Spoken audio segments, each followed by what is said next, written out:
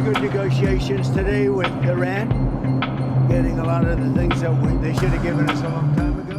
Washington সফলভাবে ইরানের শাসন ব্যবস্থার পরিবর্তন ঘটাতে সক্ষম হয়েছে বলে বিস্ফোরক মন্তব্য করেছেন মার্কিন প্রেসিডেন্ট ডোনাল্ড ট্রাম্প।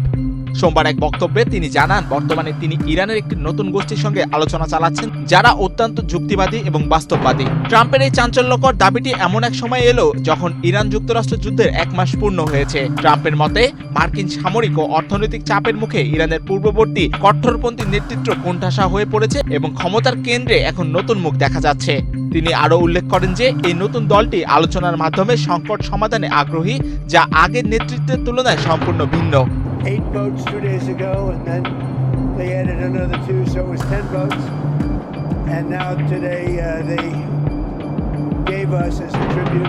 এই ঘোষণার ফলে ইরানের বর্তমান রাজনৈতিক পরিস্থিতি নিয়ে ধোঁয়াশা আরও ঘনীভূত হয়েছে। বিশেষ করে ইরানের সর্বোচ্চ নেতা মোস্তফা খামেনির বর্তমান অবস্থা নিয়ে ট্রাম্পের আগের সন্দেহগুলো নতুন করে আলোচনায় এসেছে।